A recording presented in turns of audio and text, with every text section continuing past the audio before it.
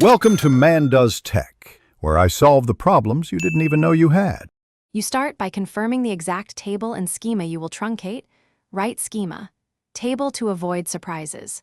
Check for foreign key constraints that prevent truncation.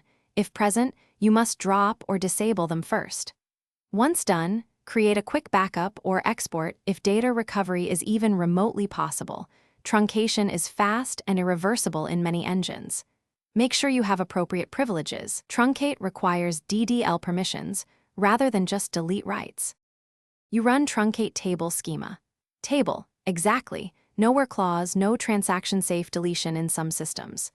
Execute it during a maintenance window to minimize impact because it often resets identity counters and bypasses row-level logging. Before running, check for active locks and connected sessions that could block execution. If your database supports transactional truncation, wrap it appropriately. Otherwise, accept it as an immediate DDL operation. Log the action for audit purposes and inform stakeholders. You verify success by querying the table row count and checking related indexes and statistics. If the table had an identity/sequence, reset it to the desired start value with alter sequence or DB-specific commands.